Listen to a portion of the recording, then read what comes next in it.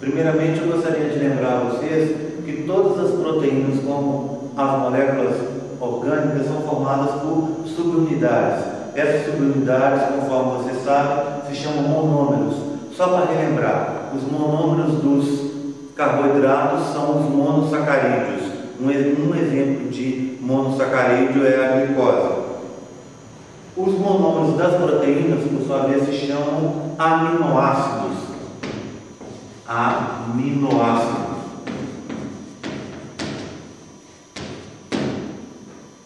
Existem cerca de 20 e poucos tipos de aminoácidos conhecidos na natureza. Esses aminoácidos podem ser divididos em dois grupos: aqueles que são chamados naturais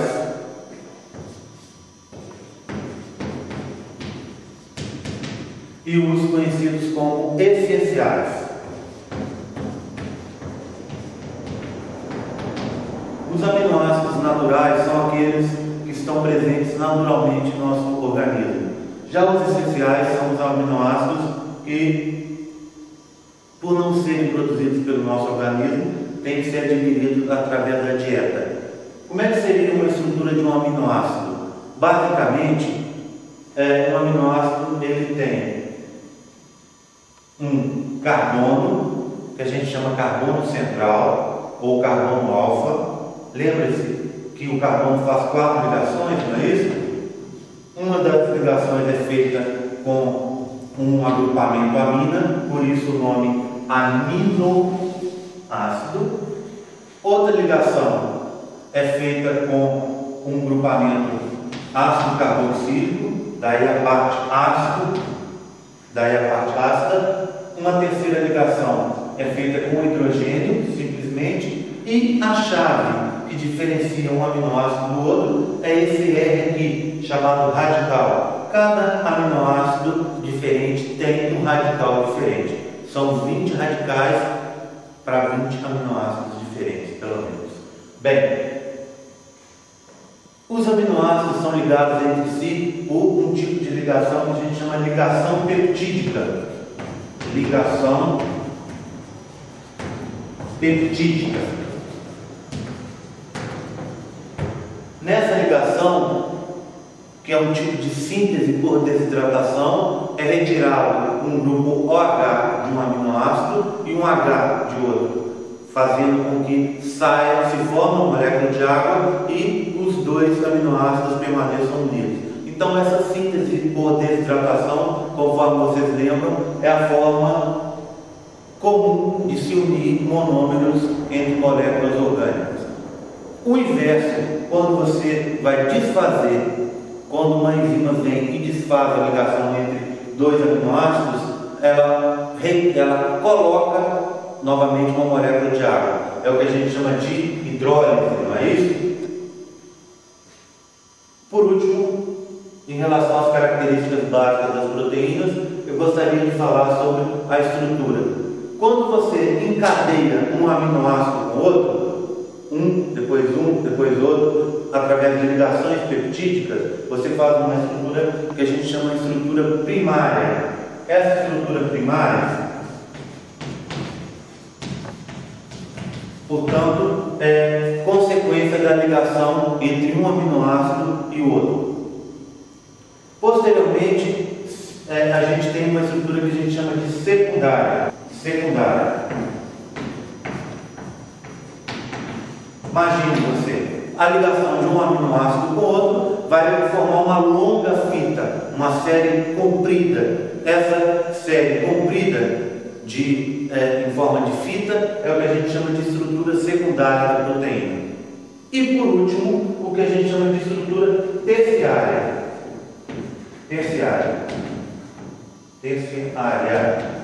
A estrutura terciária ela é formada através do dobramento dessa longa fita formada pela ligação entre um aminoácido e outro. Veja bem, eu sempre gosto de mostrar para vocês através de um pedacinho de papel, não é? Imagine vocês que esse pedaço de papel é uma fita formada pela ligação de vários aminoácidos. Ou seja, esse é um aminoácido, esse aqui é um outro aminoácido, esse aqui é um outro aminoácido, Eles estão, portanto, unidos entre si através de ligações peptídicas. Faz, então, uma longa fita onde estão encadeados, um depois do outro, aminoácidos. Esses aminoácidos, eles têm carga. Essas cargas dependem do radical. Alguns têm cargas positivas, outros negativas. E alguns outros não têm carga nenhuma. São os aminoácidos neutros. Então, o que acontece? Vocês se lembram da química? Que cargas positivas atraem cargas negativas.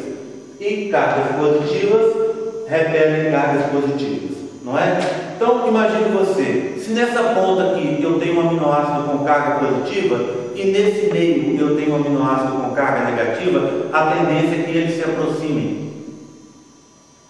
Por outro lado, se nesse ponto eu tenho um aminoácido com carga positiva e aqui eu tenho um aminoácido com carga positiva também, a tendência é que eles se afastem. Como resultado dessa aproximação e afastamento, a gente gera uma estrutura espacial, uma estrutura 3D. Essa estrutura 3D é que vai dar, no final das contas, a capacidade da enzima ou da proteína interagir com a sua molécula-alvo. Ok? Bem, falando nisso, eu gostaria de lembrar a vocês sobre duas características que influenciam na atuação de uma proteína. Essas características são conhecidas como pH, o total de íons hidrogênio presente no meio, e temperatura. Esses dois fatores acabam sendo essenciais para a atuação de uma proteína. Vejam bem. Então, pH, potencial hidrogeniônico, e temperatura.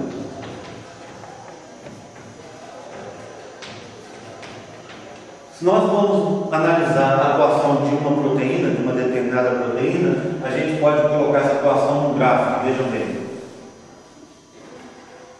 Vamos relacionar a atuação da proteína, atividade, em relação a valores de temperatura.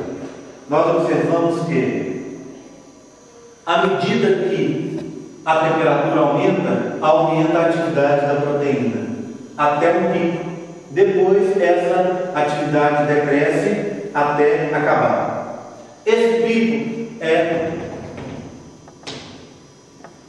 o local onde a proteína, o momento onde a proteína está com uma temperatura ótima, é melhor para ela atuar. No nosso corpo, por exemplo, a gente está em torno de 37 graus, a nossa temperatura corporal.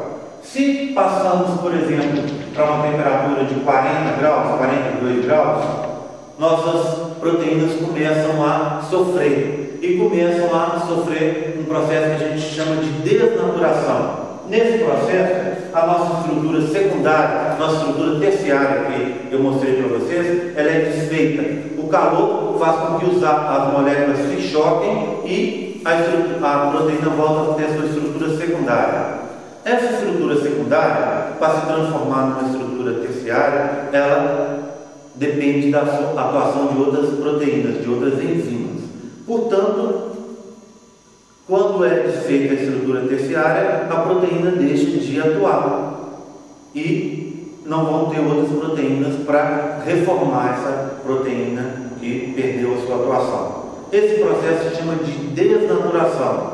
E quando ele ocorre, a única coisa que o nosso organismo pode fazer para reaproveitar essa proteína é vir novamente e retirar os aminoácidos, um a um, por hidrólise, não é isso? E depois utilizar esses aminoácidos para montar uma nova proteína, que pode ser essa mesma ou pode ser uma outra